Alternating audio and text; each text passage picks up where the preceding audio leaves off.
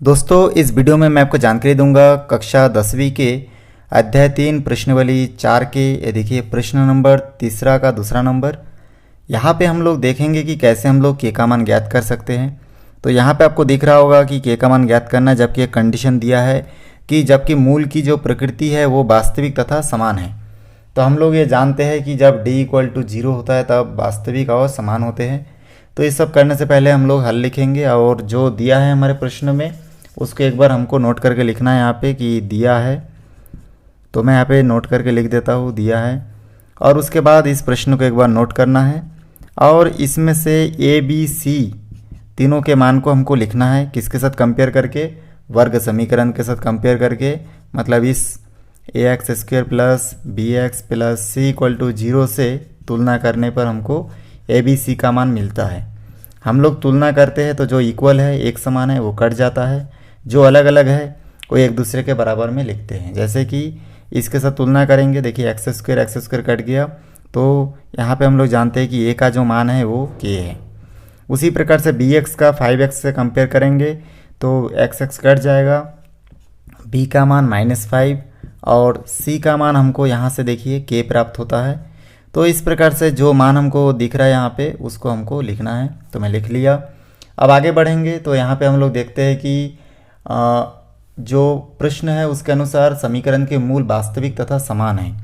तो समीकरण के मूल, ऐसा आप लिखना है आपको, समीकरण के मूल वास्तविक व समान, वास्तविक व समान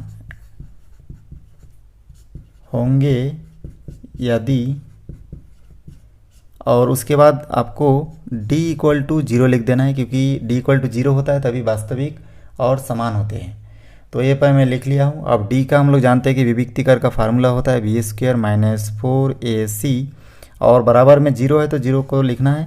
अब b के जगह b का मान बिठाइए, तो यहाँ से b का मान -5 है, तो -5 का स्क्वायर, -4 का मान देखिए यहाँ पे 4 ही होगा, और a का मान हमको k मिल रहा है तो k लिखेंगे, और c का मान भी k है, बराबर इक्वल के बाद 0। आगे इसको सॉल्व करेंगे, चलिए यहाँ से मैं सॉल्व करता हूँ। तो यहाँ से देखिए -5 को 2 टाइम्स मल्टीप्लाई करेंगे तो माइनस माइनस प्लस होगा, और यहाँ पे हमको 25 प्राप्त होगा। माइनस के बाद 4 और k इसमें 2 टाइम्स है तो 4k का स्क्वायर = 0 लिख सकते हैं। यहाँ से हम लोगों को k का मान ज्ञात करना है, इसलिए -4k को इस तरफ रखेंगे, 25 को पक्षांतर करेंगे इस तरफ, तो 25 देखिए इस तरफ जब पक्षांतर करेंगे तो ये प्लस में है, कुछ नहीं मतलब प्लस है इसके सामने, इधर आके माइनस हो जाएगा, तो 0 - 25।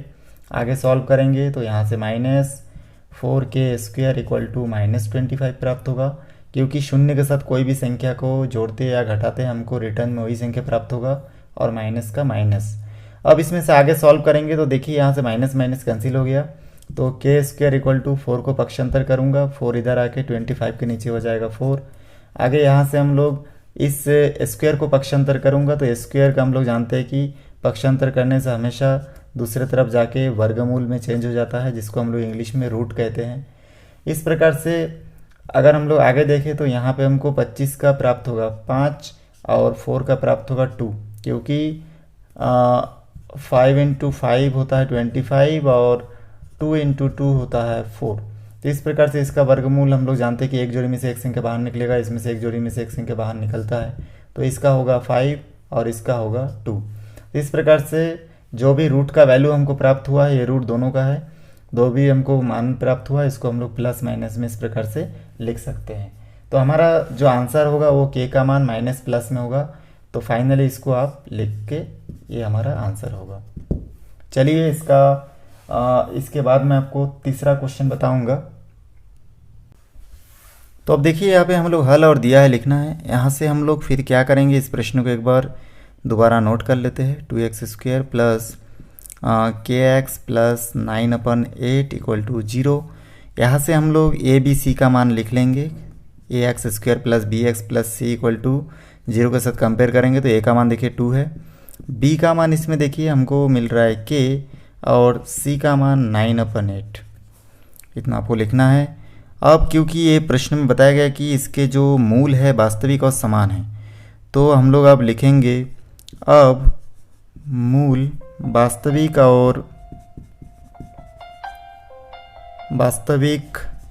और समान होंगे।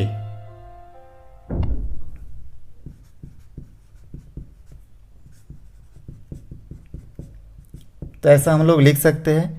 तो इसका कंडीशन है d इक्वल टू 0 होना चाहिए। d का हम लोग जानते हैं फार्मूला होता है b² माइनस 4ac, और 0 है तो 0 रखिए।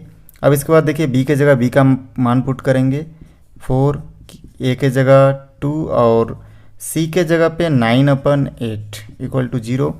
आगे हम लोग इसको सॉल्व करेंगे। देखिए 2 से 8 को हम लोग मल्टीप्लाई कर सकते हैं, काट सकते हैं, तो यहाँ से हम लोग डिवाइड कर देंगे। तो यहाँ पे आपको दिख रहा है कि चलिए इसको आगे सॉल्व करते हैं। k² माइनस 4 दूनी 8 होता है, इंटू 9/8 है और इक्वल टू 0। यहाँ पे 8 कैंसिल हो गया।